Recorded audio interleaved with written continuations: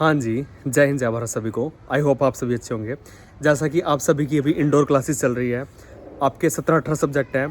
1-1.5 महीना तो आपको सब्जेक्ट्स को ही याद करने में लग जाएगा कि आपके सब्जेक्ट कौन कौन से हैं।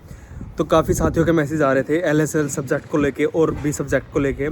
तो कौन सा सब्जेक्ट ज़्यादा इंपॉर्टेंट है, अभी से ही आपको तैयारी करनी पड़ेगी, और कौन से सब्जेक्ट आप पेपर के टाइम पढ़ लोगे तो तैयारी हो जाएगी। आपके सब सब्जेक्ट्स के बारे में डिस्कस करेंगे कि किस सब्जेक्ट में क्या है। तो आइए सीक्वेंस वाइज आपके सब्जेक्ट के बारे में डिस्कस करते हैं, जितने भी आपके सब्जेक्ट हैं। देखिए, जो आपके 17-18 सब्जेक्ट है ना, आपके सारे के सारे सब्जेक्ट के एग्ज़ाम इंडिविजुअल नहीं होंगे। सिर्फ 3-4 सब्जेक्ट हैं, जिस तरह CRPC, IPC, इन्वेस्टिगेशन और पुलिस स्टेशन मैनेजमेंट। इन 4 सब्जेक्ट के आपके एग्ज़ाम इंडिविजुअल होंगे। बाकी सभी जिस तरह 3-3, 4-4, 2-2 सब्जेक्ट के आपके मर्ज होकर एग्ज़ाम होंगे। तो मैं आपको वही अभी से ही बता देता हूँ, आपको फिर एग्ज़ाम के टाइम पता लगेगा कि आपका कौन सा सब्जेक्ट साथ मर्ज होकर एग्ज़ाम है और कितने नंबर का एग्ज़ाम होगा। चलिए शुरू करते हैं। देखिए, सबसे पहले मैंने सब्जेक्ट लिखा हुआ है आपका LSL, local and special law, Indian constitution और ह्यूमन राइट। ये 3 सब्जेक्ट हैं, जिन 3 सब्जेक्ट्स को मिला के आपका एग्ज़ाम होगा। फाइनल टर्म में आपका LSL 60 नंबर का आएगा, इंडियन कॉन्स्टिट्यूशन 20 नंबर का और ह्यूमन राइट 20 नंबर का। टोटल 100 नंबर का ऐसे आपका डिस्ट्रीब्यूट हो जाएगा। ये तो हो गया फाइनल टर्म। उससे पहले आपके 6 महीने बाद जो मिड टर्म होंगे ना, तो इसके बिल्कुल हाफ नंबर ऑफ क्वेश्चन, तो मिड टर्म में नंबर ऑफ मार्क्स भी बिल्कुल हाफ हो जाएंगे और क्वांटिटी भी क्वेश्चंस की लिख दी कि ऐसे 30-10-10 का डिस्ट्रीब्यूशन है। तो मिड टर्म में 50 नंबर का और फाइनल टर्म में 100 नंबर का। अब LSL सब्जेक्ट में आप पढ़ोगे क्या? अभी से ही आपके इंट्रो टीचर भी कहने लगे होंगे, भाई ये सब्जेक्ट बड़ा खतरनाक है, इसको ढंग से पढ़ना। तो जितने भी एक्ट है ना LSL में, आपका SC/ST एक्ट हुआ, पोस्को एक्ट हुआ, NDPS एक्ट हुआ, दहेज एक्ट हुआ, बाल विवाह एक्ट हुआ, और ऐसे ऐसे ना 30 से 35 एक्ट है आपके इस सब्जेक्ट में। ठीक है, उनकी डेट याद करनी है। ठीक है, उस एक्ट के अंदर धाराएं हैं। सबसे ज़्यादा बच्चे इसी सब्जेक्ट में फेल होते हैं। तो ये वाला सब्जेक्ट आपको अभी से ही थोड़ा थोड़ा पढ़ के चलना पड़ेगा। ऐसा नहीं है कि बहुत ज़्यादा मार होकर पढ़ना है। जिस तरह आपको 15-20 मिनट इंडोर क्लास में ही पढ़ लो आप, वैसे आपको रूम पे टाइम नहीं मिलेगा। आप इंडोर क्लास में 15-20 मिनट एक एक्ट डेली देखते रहोगे ना, तो आपको एग्जाम टाइम में दिक्कत नहीं होगी। इंडियन कॉन्स्टिट्यूट आपने पढ़ा हुआ है कम्पिटिटिव एग्जाम में, इसमें कोई दिक्कत नहीं आने वाली। ह्यूमन राइट में भी 2-3 एक्ट है, आप आराम से कर लोगे। तो ये तीनों सब्जेक्ट है जो मर्ज होके आएंगे। LSL को आपको बहुत अच्छे से पढ़ना है। इसके बाद अगला सब्जेक्ट है आपका PPR, पंजाब पुलिस रूल। तो जो पंजाब पुलिस का एक्ट है 1984 का, वही रूल हरियाणा पुलिस में लागू रखे, आपको पता है। मिड टर्म में इसका पेपर 25 नंबर का होगा, फाइनल टर्म में 50 नंबर का होगा। PPR में होता क्या है? तो PPR में फिक्रे, PPR मतलब कि जितने भी ऑर्गेनाइजेशन है पुलिस की, ठीक है, वस्त्र पहनने का, इक्विपमेंट रखने का, राइफल रखने का, ठीक है, लीव छुट्टियां वगैरह लेने का, जो भी अपॉइंटमेंट, नॉमिनेशन, प्राइजेस वितरण का, तो सब एक PPR के तहत, एक फिक्रे के तहत वो डिस्ट्रीब्यूट किया। तो PPR में आप ये सब पढ़ने वाले हैं। 50 नंबर का फाइनल टर्म में और 25 नंबर का मिड टर्म में आएगा ये सब्जेक्ट। नेक्स्ट 2 सब्जेक्ट है आपके MIRP और POA। MIRP मतलब modern Indian role of police, और POA police organisation and administrative. ये देख लेना कितने नंबर का। फाइनल टर्म में 20 और 30 और 50 हो गया टोटल, और 10, 15, 25 हो गया। ये आप देख लेना। MIRP में आप क्या पढ़ोगे? एक तो MIRP में आपकी हरियाणा जीके है सारी, ठीक है, एक तो हरियाणा जीके होगी। इसके अलावा organisation of government and various level, ये हो जाएगा MIRP में, और organisation of judiciary and various laws, ये आपका MIRP में पढ़ोगे आप। और POA में क्या है? Police organisation and administration. देखिए, नाम से ही क्लियर हो रहा है इसके में कि आपकी पुलिस के अलावा और जितनी भी ऑर्गेनाइजेशन है, जिस तरह सेंट्रल पुलिस ऑर्गेनाइजेशन है और इनके रूल है, CBI है, IB है, RA है, ठीक है, IB intelligence bureau, NIA, NTR, national testing research organisation और फोरेंसिक लेबोरेटरीज, ये आप सभी POA में पढ़ने वाले हो। तो MIRP और POA का मर्ज होकर पेपर होगा। इसके बाद आपका पुलिस स्टेशन मैनेजमेंट का अलग पेपर होगा। बढ़िया सब्जेक्ट है, बड़ा सब्जेक्ट है। 80 नंबर का फाइनल टर्म में और 40 नंबर का मिड टर्म में। जितने भी थाने के रजिस्टर है, 25 रजिस्टर है थाने के। एग्जाम्पल दे रहा हूँ, रजिस्टर संख्या 2 रोज नामचा का रजिस्टर है, ऐसे ऐसे करके 25 रजिस्टर है। सबके बारे में आप अच्छे से पढ़ेंगे इस सब्जेक्ट में। सॉरी, आपका जो PSM सब्जेक्ट है वो 80 नंबर का आएगा फाइनल टर्म में, और उसके साथ 20 नंबर का ये crime prevention by police action and police record, ये दोनों मर्ज होकर आएगा। 80 नंबर का PSM और 20 नंबर का ये। अगला सब्जेक्ट है आपका forensic science and forensic medicine, ठीक है, ये आपका 100 नंबर का फाइनल टर्म में और 50 नंबर का मिड टर्म में। इस सब्जेक्ट में क्या भी पढ़ेंगे आपको समझ आ जाएगा। फोरेंसिक साइंस कितनी ब्रांचेज ऑफ साइंस, विज्ञान इस बारे में है, या आप पढ़ोगे तो आपको समझ आ जाएगा कि इस सब्जेक्ट में है क्या। आगे है आपका criminology and criminals in Haryana. 60 number का फाइनल टर्म में क्रिमिनोलॉजी आएगा और 40 नंबर का क्रिमिनल्स इन हरियाणा आएगा, टोटल 100 नंबर का। और मिड टर्म में आपका ये 30-20 हो जाएगा।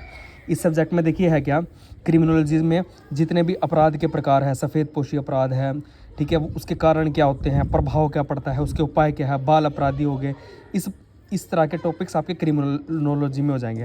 और क्रिमिनल्स इन हरियाणा में क्या है कि हरियाणा के अंदर क्रिमिनल्स की मतलब स्टेट डिस्ट्रिक्ट वाइज आप पढ़ेंगे कि किस डिस्ट्रिक्ट में किस तरह का अपराधी के नंबर ऑफ संख्या कितनी है, और भी कुछ टॉपिक है इसमें हरियाणा के अंदर क्रिमिनल्स के बारे में इसमें स्टडी करेंगे।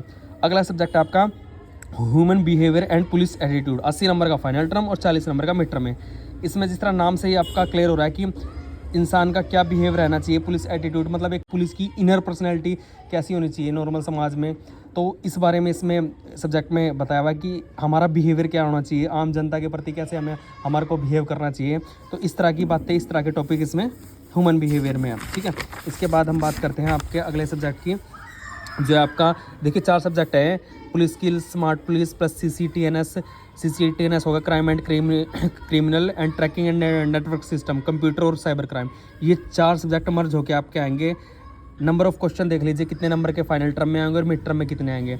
इसमें क्या पढ़ेंगे हम, जो स्मार्ट पुलिस है और पुलिस स्किल में मतलब कि जो आजकल की पुलिस है वो कैसे वर्क करती है, ठीक है, जिस तरह मॉडर्नाइजेशन हो गया पुलिस का, डिजिटल हो चुकी है पुलिस, ठीक है, तो मतलब कि मॉडर्न तरीके से कैसे काम करेगी, स्मार्ट वे में कैसे पुलिस काम करेगी, इस तरह के टॉपिक्स है। CCTNS है, crime and criminal tracking network system, ये क्रिमिनल्स को पकड़ने के लिए एक पोर्टल है, एक नेटवर्क सिस्टम है, ऑनलाइन कैसे वर्क करता है, इस सब्जेक्ट में आप ये पढ़ोगे। कंप्यूटर पढ़ना है आपने, बेसिक कंप्यूटर है, प्लस साइबर क्राइम है। साइबर क्राइम आप सभी जानते हो कैसे साइबर क्राइम आजकल बढ़ता जा रहा है, उसके बारे में इस तरह के टॉपिक्स इसमें ये 4 सब्जेक्ट मिलके आएंगे। कितने नंबर का क्या आएगा ये देख लीजिएगा।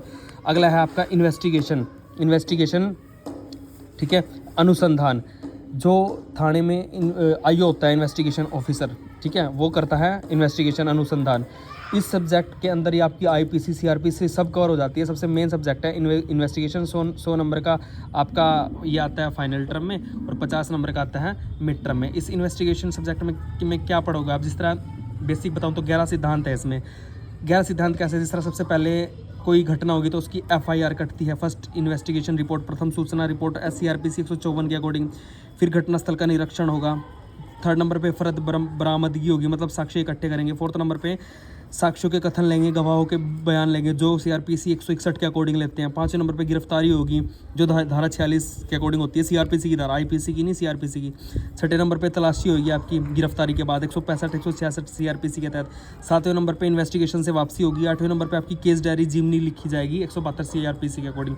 जीमनी क्या होती है, पूरा विवरण होता है घटनास्थल से लेके कि कहाँ से क्या हुआ, क्या बरामद हुआ, ऐसे करके। 9वें नंबर पे रिमांड हो गया, रिमांड लेंगे 167 CRPC के अकॉर्डिंग। 10वें नंबर पे आपकी अंतिम रिपोर्ट बनेगी और 11वें नंबर पे पैरवी होगी। ये इन्वेस्टिगेशन का बेसिक सिद्धांत है, कैसे वर्क करता है। बाकी इसमें पलिंदे है और भी टॉपिक है, बहुत अच्छा सब्जेक्ट है, तो इसके बारे में पढ़ोगे। आगे आपके IPC और CRPC, इनमें क्या डिफरेंस है। तो CRPC क्या होता है, CRPC आपका प्रोसीजर है कि किस धारा के अकॉर्डिंग कैसे सज़ा मिलेगी, एक प्रोसीजर बताता है आपका। और IPC के अकॉर्डिंग सज़ा मिलती है धाराओं के अकॉर्डिंग।